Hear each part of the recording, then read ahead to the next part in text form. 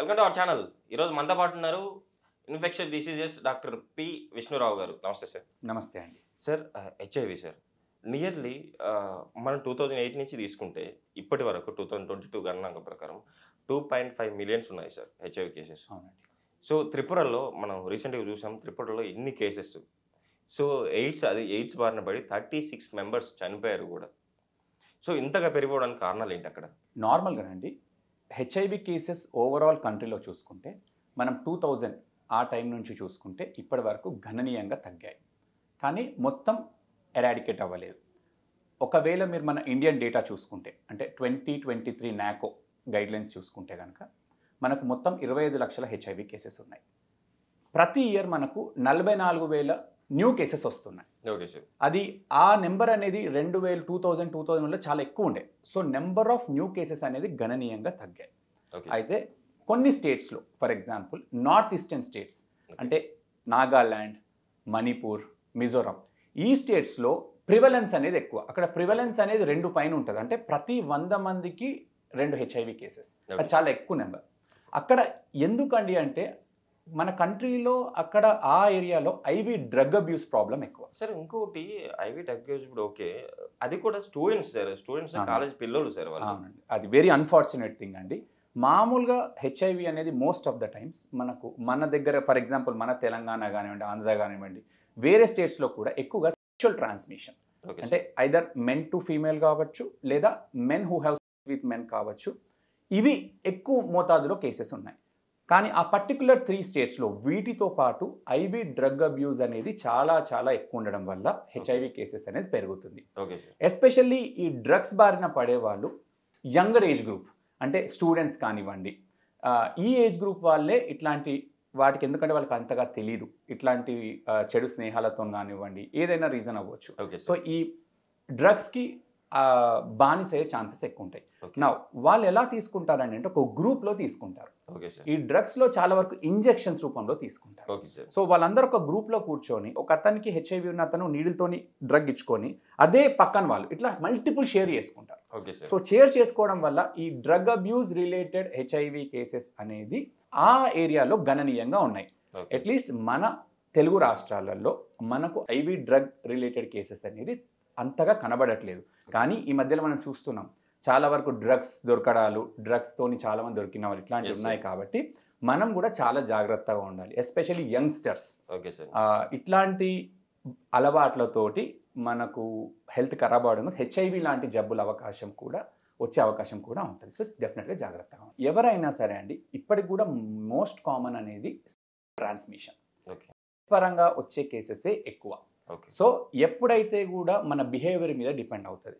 ఒకవేళ మన బిహేవియర్ని కంట్రోల్ చేసుకోకుండా బయట వాళ్ళని లేదా ర్యాండమ్ పార్ట్నర్స్ని కలిస్తే హెచ్ఐవి వచ్చే ఛాన్సెస్ ఎక్కువగా ఉంటాయి. సో ఇట్లాంటి అసలు అవాయిడ్ చేయాలి. ఒకవేళ తప్పదు అనుకున్నప్పుడు కాండమ్ ఖచ్చితంగా వాడాల్సి ఉంటుంది. ఇది one of the best ways to prevent. Now ఇంకోటి, మన తెలుగు రాష్ట్రాలు అట్లీస్ట్ నేను చూసే వాటిల్లో ఎక్కువ ఇప్పుడు men who have sex with men, ఈ కేసెస్ ఎక్కువ అవుతున్నాయి. అంటే హోమోసెక్షువల్ పాపులేషన్. ఎస్. సో ఈ పాపులేషన్లో ఏంటండి అంటే ఈ గ్రూప్ ఆఫ్ పాపులేషన్లో మల్టిపుల్ పార్ట్నర్స్, ఒక వ్యక్తికి మల్టిపుల్ మేల్ పార్ట్నర్స్ ఉండడం, లేదా ఒక వ్యక్తి ర్యాండమ్ పార్ట్నర్స్ ఉండడం, అంటే ఒక ఏదో పార్టీకి వెళ్ళేసి అక్కడ ఎవరినో కలిసి వాళ్ళతో తెలియని చేయడం, యానల్ సెక్స్లో ఇన్వాల్వ్ అవ్వడం వల్ల వీళ్లకు విపరీతమైన కేసెస్, ఎక్కువ హెచ్ఐవి వచ్చే అవకాశం ఉంటుంది.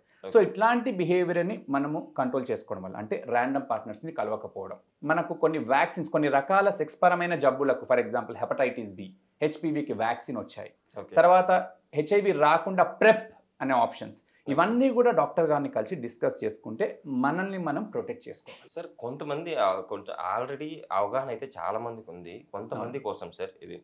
సో కొంతమంది ఏంటంటే హెచ్ఐవి ఉన్న వాళ్ళు, ఎయిడ్స్ కానీ హెచ్ఐవి కానీ ఉన్న వాళ్ళ ప్లేట్లో తిన్నా కూడా, వాళ్ళ బట్టలు వేసుకున్నా కూడా ఇట్లాంటి కొంతమందికి అపోహలు ఉంటాయి.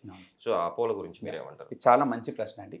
హెచ్ఐవి అనేది ముట్టుకుంటేనో, తాకితేనో, లేదా టవల్తోనో, సోప్తోటో, ఒకే బాత్రూమ్ యూజ్ చేయడం వల్లనో హెచ్ఐవి సంక్రమించదు. Okay sir. మన చెమటతోని హెచ్ఐవి రాదు, మన కంటి నీరుతోని హెచ్ఐవి రాదు, యూరిన్తోని రాదు, మోషన్ అంటే వాటితోని హెచ్ఐవి అనేది సంక్రమించదు.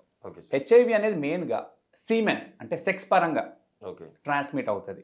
ప్లస్ బ్లడ్ ట్రాన్స్ఫ్యూజన్స్, ఇదంతా బ్లడ్ ట్రాన్స్ఫ్యూజన్ రిలేటెడ్ ఒకప్పుడు చూస్తున్నాండి. ఇప్పుడు మంచిగా ఎవరు బ్లడ్ ప్రొడక్ట్స్ మీరు బ్లడ్ డొనేట్ చేస్తే వాటిని మంచిగా ప్రాపర్గా స్క్రీన్ చేస్తే చాలా తగ్గిపోయాయి. ఇంకోటి నీడిల్స్ ఒక మనిషి ఇంకొక మనిషికి వాడడం, ఇది కూడా ఇప్పుడు చాలా ప్లేసెస్లో మీరు మారుమూల ప్రాంతాలకు వెళ్ళినా కూడా ఒకరికి వాడిన సిరంజ్ నీడిల్ అనేది ఇంకొకరికి వాడరు, అన్ని డిస్పోజబుల్ వచ్చేసాయి. సో కానీ ఇప్పుడు మనం చూసేదంతా ఈ ఐబీ డ్రగ్ అబ్యూస్ వాళ్ళ డ్రగ్స్ బారిన పడిన వాళ్ళు ఒకదొకరు వాడడం వల్ల వస్తున్నాయి. ఇవి మెయిన్ మోడ్స్ ఆఫ్ ట్రాన్స్మిషన్ అండి. వీటిని ఇప్పుడు ఇవన్నీ కూడా చాలా గణనీయంగా తగ్గాయి. మెయిన్ అంతా ట్రాన్స్మిషన్ ఎక్కువ. సార్ మన ఆంధ్రప్రదేశ్ కానీ అంటే తెలంగాణ కానీ ఎన్ని కేసులు ఉండొచ్చు? మనకు నాకో 2023 డేటా ప్రకారం ఆంధ్రప్రదేశ్లో అరౌండ్ 3 లక్షల కేసులు ఉన్నాయి. అంటే ఇప్పుడు అన్ని స్టేట్స్లో తీసుకుంటే number of people living with HIV are highest in Andhra Pradesh. Okay sir, 3 లక్షలు. మన తెలంగాణలో 1,60,000 మంది కేసెస్ ఉన్నారు. సార్ ఇప్పుడు అసలు యాక్చువల్లీ హెచ్ఐవి మారితేనే ఎయిడ్స్గా పరిణామం చెందుతుంది. సో అసలు హెచ్ఐవి మనకు ఉంది, మనకు వచ్చింది అని చెప్పేసి ఎలాంటి సిమ్టమ్స్ ఉంటాయి, ఎలా మనం గుర్తించాలి, ఎప్పుడు డాక్టర్ దగ్గరికి వెళ్ళాలి? చాలా మంచి ప్రశ్న అండి. హెచ్ఐవి వచ్చిన వాళ్ళకండి సిమ్టమ్స్తో చెప్పడం చాలా చాలా కష్టం. Okay sir. హెచ్ఐవి ముదిరి ఎయిడ్స్గా మారినప్పుడు అప్పుడు కొన్ని స్పెసిఫిక్ సిమ్టమ్స్ వస్తాయి. ఫర్ ఎగ్జాంపుల్ హెచ్ఐవి ఎన్నో సంవత్సరాలు ఒక మనిషికి హెచ్ఐవి వచ్చి ఆ జబ్బు ముదిరి ఎయిడ్స్గా మారడానికి కొందరికి 5 సంవత్సరాలు పట్టవచ్చు, కొందరికి 10 సంవత్సరాలు పట్టవచ్చు. ఈ టైంలో చాలా మందికి అసలు ఏం సిమ్టమ్స్ లేకుండా కూడా ఉండవచ్చు. Okay sir. ఎయిడ్స్గా మారినప్పుడు కంప్లీట్ ఒక లూజ్ మోషన్స్ రోజు ఒక 20 సార్లు అయ్యి ఒక 30-20 కిలోలు తగ్గడం, టీబీ లాంటి జబ్బులు రావడం, మొత్తం బక్క చిక్కిపోవడం, నాలుకే పూత పోయడం, ఇవన్నీ మనం జబ్బు ముదిరినాక చూస్తాం. కానీ ఎర్లీ స్టేజెస్లో మనకు సిమ్టమ్స్ చాలా నాన్ స్పెసిఫిక్ ఉంటాయండి, వాటితో చెప్పలేం. ఫర్ ఎగ్జాంపుల్ సోర్ థ్రోట్ కానివ్వండి, మామూలు ఫీవర్ కానివ్వండి, ర్యాష్ కానివ్వండి, ఇట్లాంటివి నార్మల్ వైరల్ ఫీవర్స్లో కూడా ఇట్లా సిమ్టమ్స్ ఉండొచ్చు. సో ఎవరైనా మన మోస్ట్ ఇంపార్టెంట్ ఎవరైనా హై రిస్క్ బిహేవియర్ ఉన్న వాళ్ళు, అంటే ఫర్ ఎగ్జాంపుల్ ఎవరికైనా కూడా బయట వెళ్ళి హై రిస్క్ బిహేవియర్ అంటే వేరే వాళ్ళని కలిసే అలవాట్లు ఉన్నవాళ్ళు, ఇట్లాంటి డ్రగ్స్ తీసుకునే వాళ్ళు, రెగ్యులర్గా బయట పార్ట్నర్స్ని కలిసేవాళ్ళు, ఇట్లాంటి హ్యాబిట్ ఉన్నవాళ్ళు వాళ్ళంతటా వాళ్ళు టెస్ట్ చేసుకోవాలి. టెస్ట్తోనే మనం చెప్పగలుగుతాము.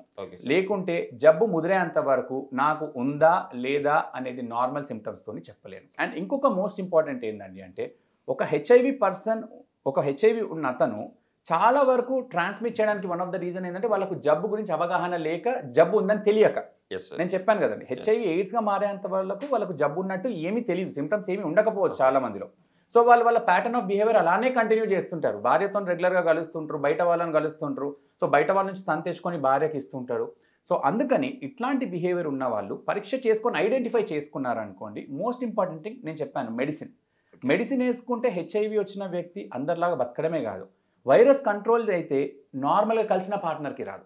సో ఒక హస్బెండ్ హెచ్ఐవి ఉన్న అతను మందుల మీద వైరస్ కంట్రోల్లో ఉంటే, అతనికి ఉందని తను ఐడెంటిఫై చేసి మందులు వేసుకొని మందులతో వైరస్ కంట్రోల్లో ఉంటే తన భార్యకు నార్మల్ సెక్స్తో కూడా ట్రాన్స్మిట్ చేయలేడు.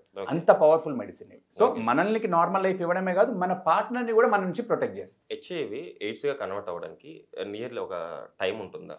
అవునండి, అది ఒక్కొక్క పర్సన్కి ఒక్కొక్క లాగండి. కొందరికి 5 సంవత్సరాల తర్వాత అవ్వచ్చు, కొందరికి 10 సంవత్సరాల తర్వాత అవ్వచ్చు, కొందరు వెరీ ఫ్యూ పీపుల్ 20 years తర్వాత కూడా మారచ్చు. బట్ చాలా మందికి 3 నుంచి 7 సంవత్సరాల మధ్యలో హెచ్ఐవి ఎయిడ్స్గా మారుతుంది. సార్ ఈ హెచ్ఐవి బారిన పడ్డ వాళ్ళు కానీ అండ్ ఎయిడ్స్ వచ్చిన వాళ్ళు కానీ ఫుడ్ హ్యాబిట్స్ ఎలా ఉండాలి అంటారు? సో ఫస్ట్ థింగ్ అండి, హెచ్ఐవి ఉన్న వాళ్ళైనా ఎయిడ్స్ ఉన్న వాళ్ళైనా అండి, ఫస్ట్ థింగ్ మనకు మోస్ట్ ఇంపార్టెంట్ థింగ్ ఫుడ్ ఒకటే కండి. సింపుల్ థింగ్, హెచ్ఐవి డయాగ్నోజ్ అయిన తర్వాత మెడిసిన్ కరెక్ట్గా వేసుకుంటే వాళ్ళ లైఫ్ స్పాన్ అనేది హెచ్ఐవి లేని పర్సన్ ఎన్ని సంవత్సరాలు ఎంత క్వాలిటీగా బతకొచ్చు అంత ఎఫెక్టివ్గా బతకొచ్చు. ఫర్ ఎగ్జాంపుల్ నాకున్నంత ఏజ్ నాలాంటి ఒక పర్సన్ హెచ్ఐవి వస్తే మందులతోని నేను ఎన్ని సంవత్సరాలు బతుకుతానో అన్ని సంవత్సరాలు అంత క్వాలిటీ ఆఫ్ లైఫ్తో బతకొచ్చు. సో ఫస్ట్ థింగ్, హెచ్ఐవి ఉన్న వాళ్ళు లైఫ్ లాంగ్ మెడిసిన్ వేసుకోవాలి. హెచ్ఐవికి క్యూర్ లేదు, కానీ బ్రహ్మాండమైన మెడిసిన్ ఉంది, మెడిసిన్తో లైఫ్ లాంగ్ బతకొచ్చు. సో మందులు కరెక్ట్ వేసుకున్న వాళ్ళు అందరిలాగానే ఉంటారు, నెంబర్ 1. నెంబర్ 2, ఫుడ్ హ్యాబిట్స్ అనేది మామూలు హెచ్ఐవి వచ్చిన వాళ్ళు అందరిలాగానే మనం అన్ని తినవచ్చు. మన ఇంట్లో రెగ్యులర్గా తినే టిఫిన్స్ కానివ్వండి, ఫుడ్ కానీ అన్నీ తినవచ్చు. స్పెసిఫిక్గా వీళ్ళు ఇది తినద్దు అనేది ఉండదు.